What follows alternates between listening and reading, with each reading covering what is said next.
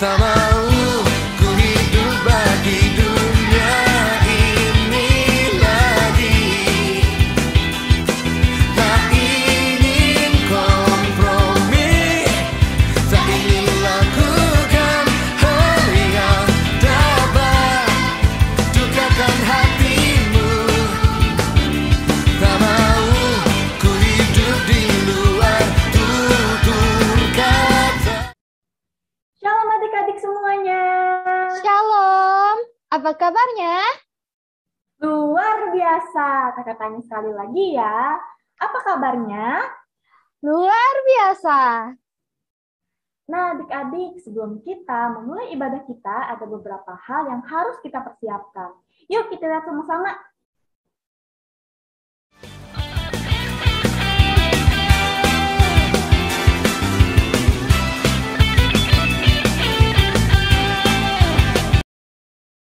Adik-adik sudah siap semuanya? Siap Kak. Wah, mantap sekali. Kalau sudah siap, kakak mau ngajak adik-adik untuk mengangkat satu pujian dengan judul Di Rumah Di Saja. rumah saja.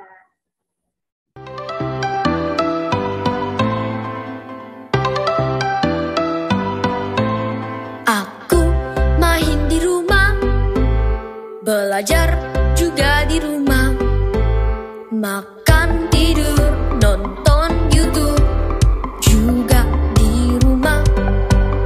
Namun aku bahagia karena Tuhan menjaga. Papa, mama, kakak, adik, kami sehat semua. Aku bersyukur padamu Yesus, Engkau baik, sungguh baik untuk selamanya. Aku bernyanyi, aku bersuka cita, Tuhan selalu beserta walau di rumah saja. Oke adik-adik, sekarang tiba saatnya bagi kita untuk berdoa. Lipat tangannya, tutup matanya, tundukkan kepalanya. Mari kita bersatu di dalam doa. Tuhan Yesus yang baik, terima kasih Tuhan karena Engkau telah membangunkan kami anak-anak-Mu di pagi yang indah ini. Tuhan, sekarang kami ingin memulai ibadah kami. Tolong kiranya Engkau berkati ibadah kami dari awal, pertengahan, hingga berakhirnya. Terima kasih Tuhan Yesus. Inilah doa dan permohonan kami. Haleluya. Amin. Nah adik-adik, sekarang kita angkat satu pujian lagi dengan judul Jalan Serta Yesus.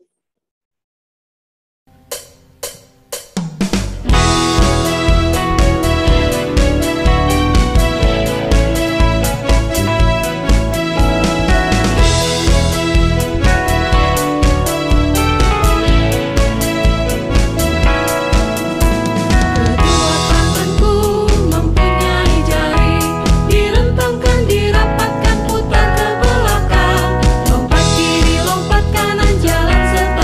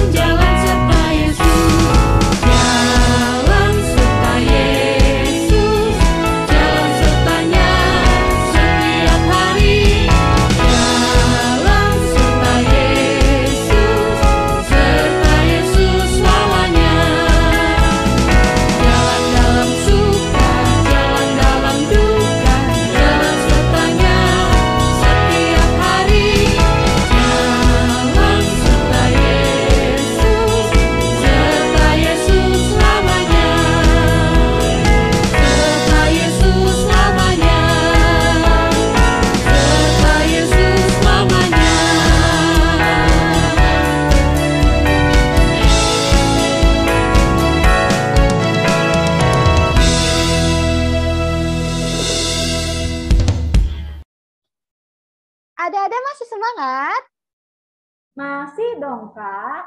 Kayaknya kurang semangat nih. Yuk, tepuk Yesus. Yesus. Yesus, yes.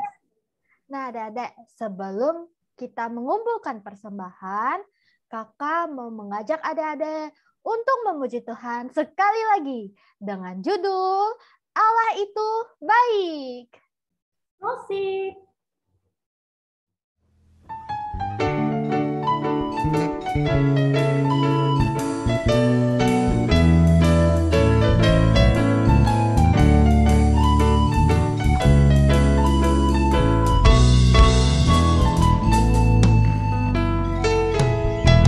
Allah itu baik, sungguh baik bagiku. Ditunjukkannya kasih setianya. Dia menyediakan yang ku perlukan, menyatakan kebaikan, menyatakan kebaikan, menyatakan kebaikannya padaku. Kasih setianya tak pernah berubah, dulu, sekarang, dan selamanya. Ajaiblah kuasa dalam namanya, Yesusku luar biasa.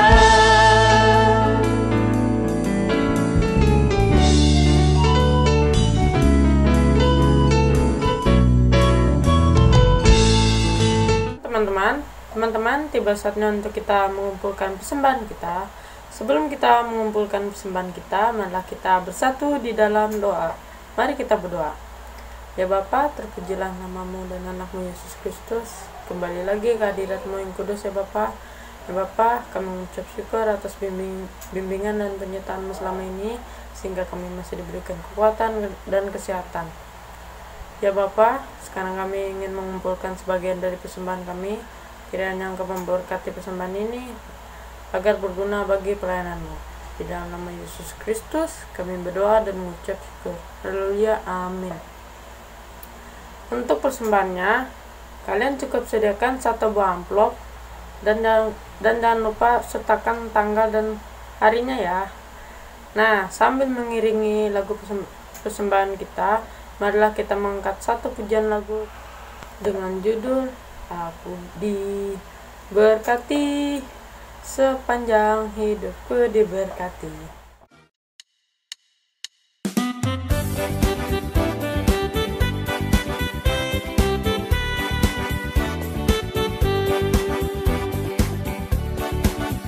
Aku diberkati, sepanjang hidupku diberkati. Bila waktu pagi hari siang berganti malam, aku diberkati. Aku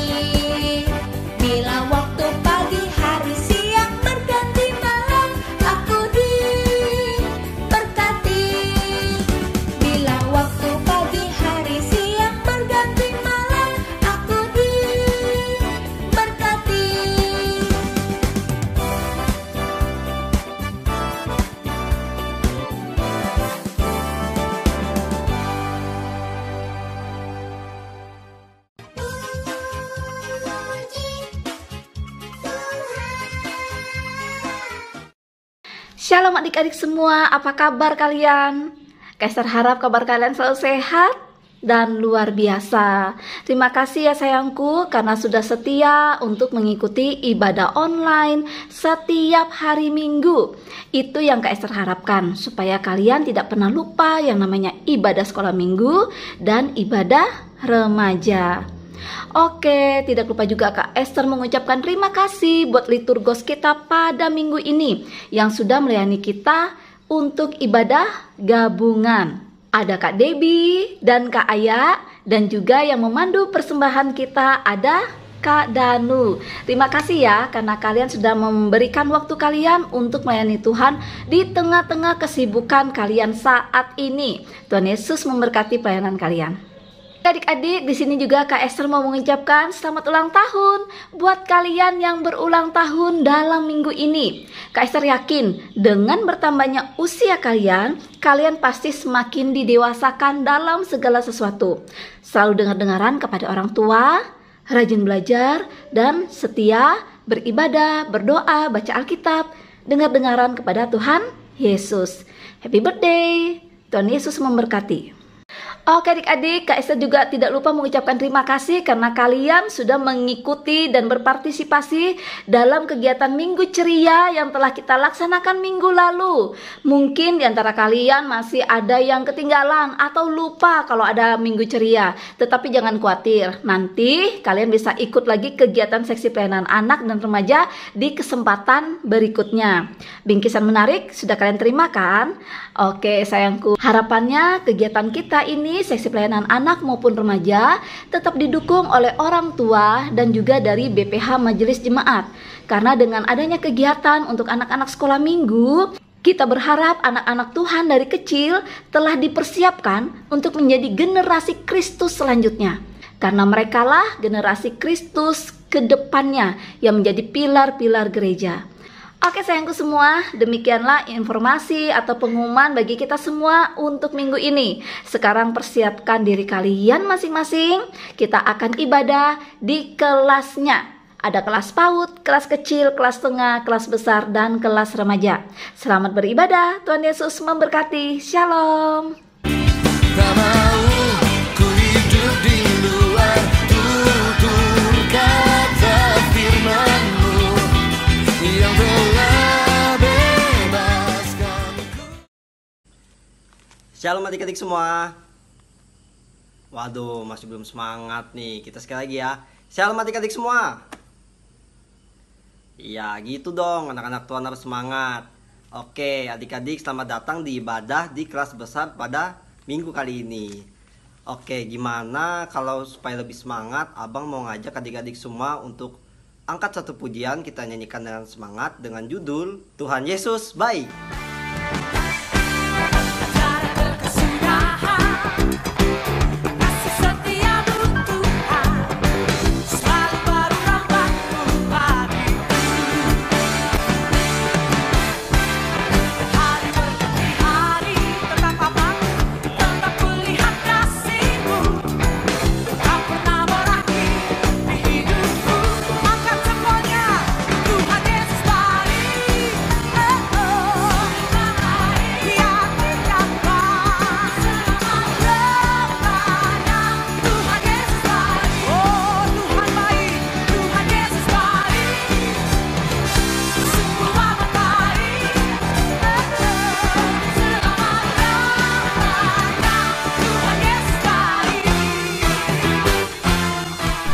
Shalom, pembacaan Alkitab minggu ini terambil dari 1 Samuel 18 ayat 6 sampai 14.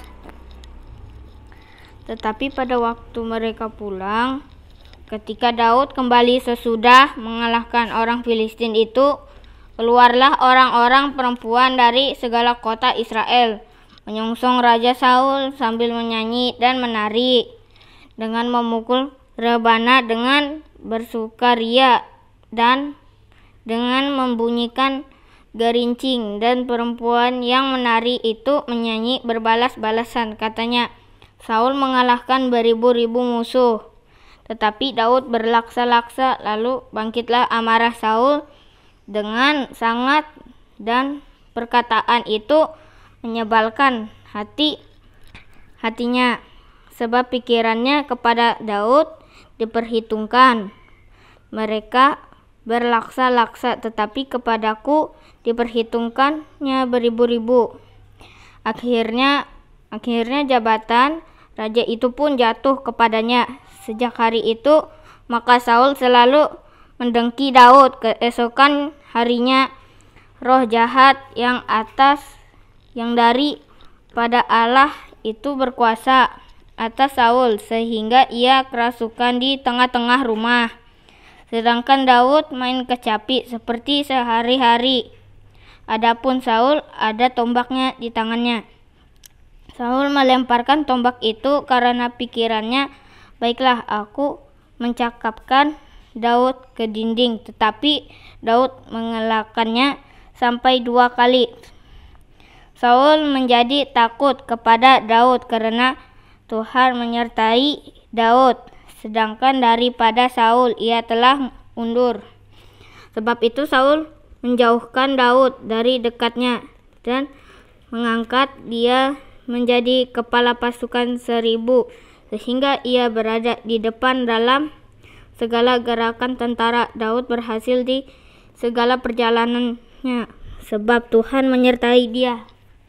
Demikian pembacaan Alkitab hari ini. Berbahagialah orang yang mendengarkan firman Tuhan. Dah. Oke adik-adik, nah saat ini abang mau nanya dulu nih, ada yang ingat nggak dengan nama Daud?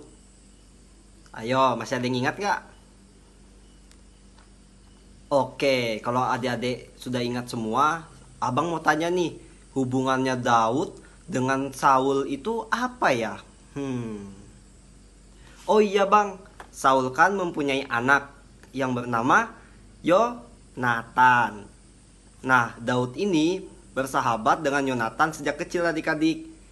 Nah adik-adik, cerita kita pada minggu kali ini akan membahas mengenai Daud, Saul, dan Yonatan. Ada apa ya dengan mereka bertiga? Mari kita dengar cerita yang akan disampaikan oleh Kayola pada minggu kali ini. Shalom adik-adik semua, apa kabarnya? Puji Tuhan, semuanya luar biasa. Oke adik-adik, minggu ini Kayola yang akan bercerita di kelas besar. Oh iya, adik-adik masih ingat nggak cerita minggu lalu tentang apa? Ayo, tentang apa? Betul sekali, cerita tentang Saul ditolak sebagai raja. Minggu ini kita masih bercerita tentang Raja Saul adik-adik. Tapi nanti ada seseorang lagi nih. Kira-kira adik-adik penasaran nggak? Seseorang ini pandai bermain kecapi adik-adik. Nah, kalian tahu nggak siapa? Saat itu Raja Saul berjalan mondar-mandir di istananya. Nah, dia itu tidak dapat duduk dengan tenang adik-adik, dan juga tidak bisa tidur dengan nyenyak. Dari waktu ke waktu, mukanya Raja Saul ini suram adik-adik, dan itu membuat pegawai yang ada di istananya itu takut dengan dia. Mereka itu berbisik satu sama lain sambil melihat Raja Saul. Mereka berpikir adik-adik, sepertinya Raja Saul ini sedang diganggu oleh roh jahat. Dan apa yang dibisikkan oleh mereka itu benar adik-adik. Roh Tuhan yang menjadikan Saul berani dan juga gagah perkasa undur dari dia. Dan itu yang membuat Raja Saul menjadi suram adik-adik. Dan juga kemudian Saul sering diganggu oleh roh jahat yang menjadikannya gelisah sekali. Suatu hari, pegawai Raja Saul ini berbicara kepada Saul adik-adik. Nah, pegawainya ini memberikan perintah untuk mencarikan seseorang yang bisa memainkan kecapi. Jadi nanti kalau ada roh jahat yang mengganggu Raja Saul, maka orang yang bisa memainkan kecapi itu akan bermain kecapi supaya roh jahat itu pergi meninggalkan Raja Saul adik-adik. Dan Raja Saul berkata, "Wah, baik sekali nasihatmu," katanya kepada pegawainya itu. Pegawai Raja Saul berkata, "Aku pernah melihat seorang anak gembala di kota Bethlehem, anak bungsu dari Bapak Isai. Ia pandai memainkan kecapi. Dan juga ia seorang yang berani dan pahlawan yang gagah perkasa. Dia juga pandai berbicara dan juga sangat elok perawakannya, dan Tuhan menyertai dia. Mendengar itu, Saul langsung mengirim utusan kepada Isai, yaitu ayah Daud, dan meminta agar ia mengutus putranya untuk menjadi pelayan Saul, adik-adik. Dan setelah itu, tidak lama kemudian, Daud datang ke istana dan menjadi salah seorang pelayannya. Kemanapun Raja Saul pergi, maka Daud juga ada di sisinya. Dan kalau roh jahat datang, adik-adik, Daud akan duduk dan memainkan kecapinya untuk menghibur sang raja. Dan Saul ini sangat mengasihi Daud, adik-adik. Selain Saul, adik-adik, ada seorang lain lagi yang sangat mengasihi Daud. Nah, namanya adalah Yonatan. Yonatan ini adalah anak sulung raja. Yonatan ini tahu, adik-adik, di dalam hatinya bahwa Daud ini diberkati Allah. Dan juga dia tahu kalau Daud ini akan menjadi raja. Tetapi, walaupun begitu, Yonatan tidak iri hati, adik-adik. Dia setia menjadi sahabat Daud. Dan saat dia bertemu dengan Daud, dia membuka baju kebesarannya dan memberikannya dengan Daud, sehingga Daud terlihat seperti anak raja. Nah, adik-adik tahu kan kalau Daud ini pernah mengalahkan Goliat. Nah, yaitu seorang raksasa dari Filistin. Daud ini sangat berani sekali ya, adik-adik. Nah, karena itu, Saul mengangkat dia sebagai kepala pasukan perang. Dan juga sekarang itu Daud keluar dengan pasukannya dan melawan musuh orang Israel. Setiap kali datang berperang, Daud ini selalu menang, adik-adik, karena Tuhan menyertai dia.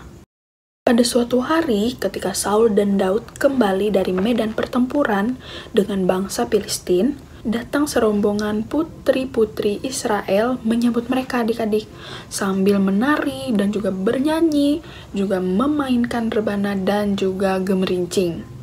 Lagu mereka itu seperti ini, adik-adik. Saul mengalahkan beribu-ribu musuh, tetapi Daud berlaksa-laksa. Mendengar nyanyian itu, adik-adik, Raja Saul tersinggung. Dan dia itu mengerti kalau rakyatnya memuji Daud lebih tinggi daripada dia. Dan dari situ, adik-adik, iri hatinya mulai muncul.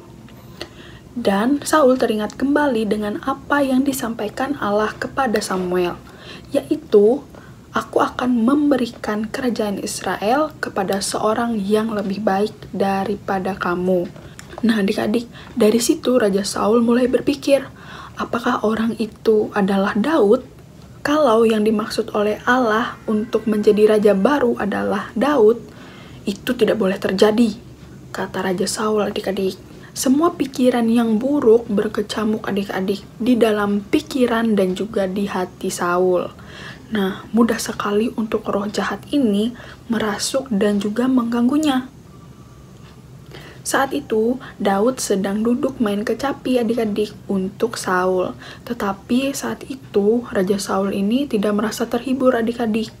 Saul memandang Daud yang bermain dengan sukacita karena senang memuji Tuhan. Dan sambil dia memandang Daud, dia berpikir kalau Daud ini memang lebih baik dari dia. Lalu adik-adik, tanpa berpikir panjang, Daud ini tiba-tiba mengambil tombak dan juga melemparkannya ke arah Daud. Namun, tombak itu tidak mengenai Daud, adik-adik, dan malah menancap di dinding.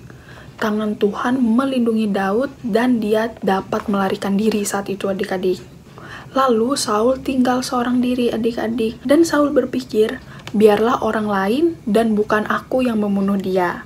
Nah, jadi dari situ adik-adik, Raja Saul berpikir jangan dia yang membunuh tetapi orang lain yang akan membunuh Daud. Pada keesokan harinya, adik-adik, Raja Saul ini berbuka manis. Lalu Raja Saul memanggil Daud dan juga dia berbicara dengan bersahabat, adik-adik. Aku akan memberikan anakku yang bernama Mikal kepadamu sebagai istri. Tetapi kamu harus membunuh 100 orang Filistin karena mereka musuhku. Dari situ Saul berharap adik-adik kalau Daud akan mati dalam peperangan melawan orang Filistin. Tetapi tangan Tuhan melindungi Daud dan dia membunuh 200 orang Filistin. Dan karena itu Saul harus menggenapi janjinya kepada Daud dan memberikan putrinya Mikal untuk dinikahi Daud. Waktu Saul melihat bagaimana Tuhan memberkati Daud dan juga bagaimana Mikal mencintai Daud, dari situ Saul mulai takut adik-adik.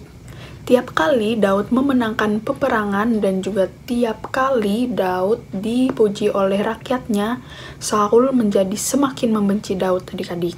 Daud menjadi musuhnya seumur hidupnya. Dan saat Raja Saul mencoba sekali lagi untuk menancapkan tombak kepada Daud, dari situ Daud mencoba melarikan diri adik-adik. Pada malam itu, Saul menyuruh beberapa orang ke rumah Daud untuk mengintip Daud dan membunuhnya pada pagi harinya. Dan Mikal mendengar rencana jahat itu adik-adik. Mikal juga sudah tahu kebencian ayahnya terhadap Daud ini. Mikal berkata kepada Daud, "Malam ini engkau harus meninggalkan rumah ini. Kalau tidak, besok pagi engkau akan dibunuh." Mikal menolong Daud keluar dari jendela adik-adik. Kemudian Mikal meletakkan sebuah patung di tempat tidur Daud. Dan ketika hamba-hamba Raja Saul datang untuk membunuh Daud, dia berkata, "Suamiku sedang sakit." Waktu hamba-hamba itu kembali tanpa Daud, Saul menjadi sangat murka adik-adik. "Bawa dia di tempat tidurnya, supaya aku yang membunuhnya," kata Raja Saul. Tetapi ketika mereka masuk ke dalam kamar Daud, ternyata yang ada di atas tempat tidur itu adalah sebuah patung adik-adik. Dan juga ada bulu kambing di atas kepalanya. Ternyata Daud sudah tidak ada di situ. Kira-kira kemana Daud pergi? Nah, Daud ini pergi ke kota Rama, di mana Nabi Samuel tinggal adik-adik. Dia menceritakan pada Samuel bagaimana Saul ini sangat membencinya.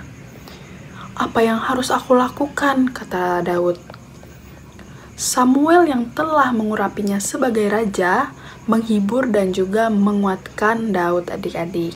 Daud tidak berani lagi kembali ke istana Saul, tetapi dia membiarkan Yonatan mengetahui di mana dia bersembunyi. Dan pada suatu hari, Yonatan menemui Daud di ladang supaya mereka dapat berbicara dengan bebas. Yonatan sangat sedih adik-adik melihat kebencian ayahnya dengan Daud. Jadi, apa yang bisa diperbuat oleh Yonatan? Dan Daud mempunyai usul yang baik adik-adik. "Besok akan ada pesta di rumah ayahmu. Sebenarnya saya harus hadir dan makan bersama dengan ayahmu. Sampaikan permintaan maaf saya dan katakan bahwa saya telah minta izin kepadamu untuk pulang ke keluarga saya di Bethlehem. Dengan demikian, engkau akan tahu apakah raja masih marah atau tidak." Dan mendengar itu adik-adik, Yonatan pun setuju.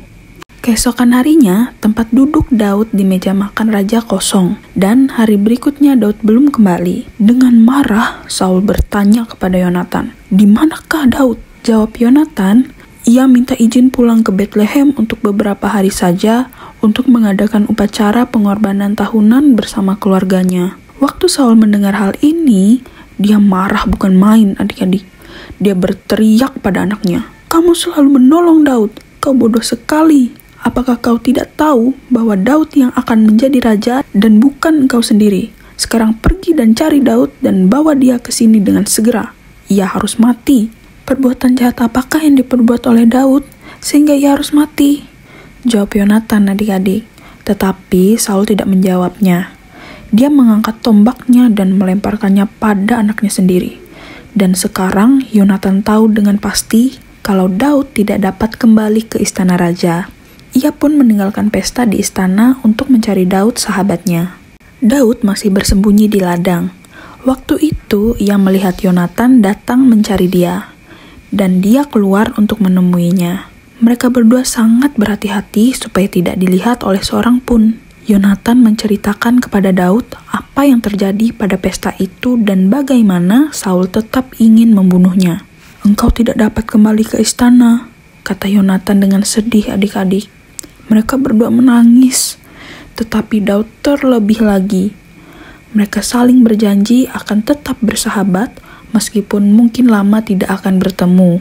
Kemudian Yonatan pulang kepada Saul ayahnya dan Daud harus pergi melarikan diri walaupun ia tidak tahu akan kemana. Oke adik-adik, itu dia cerita minggu ini. Sekarang kakak mau kasih adik-adik ayat hafalan. Dan ayat hafalan untuk minggu ini terambil dari Mazmur pasal 5 ayat 13. Yang berbunyi, Engkaulah yang memberkati orang benar ya Tuhan, Engkau yang memagari dia dengan anugerah-Mu seperti perisai. Itu dia adik-adik ayat hafalannya. Semoga firman Tuhan yang sudah kita baca dan kita dengar hari ini tidak berlalu begitu saja ya, tetapi bisa adik-adik renungkan di kehidupan adik-adik semua hari lepas hari. Amin. Sampai jumpa Baiklah adik-adik. adik-adik kelas besar, bagaimana ceritanya tadi yang sudah kalian dengarkan? Jangan lupa ya, ayat hafalannya dihafalkan, dan poin-poin dari cerita itu boleh kalian catat di buku catatan kalian.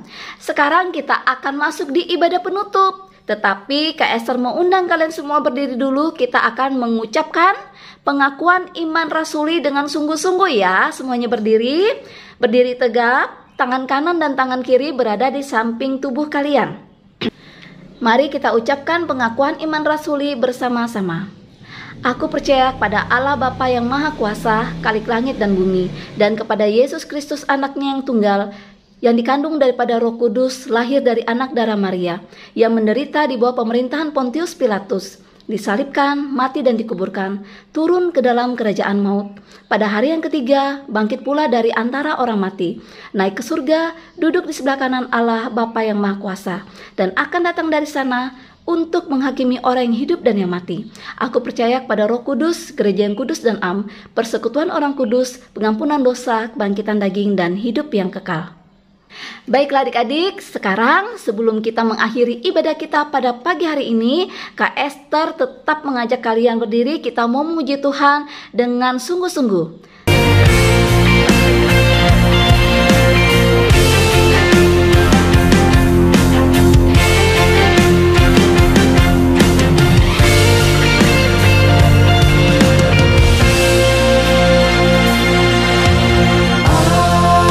Semesta melukiskan kebesaran Tuhan, bumi dan surga menyanyikan kemuliaan nama-Mu.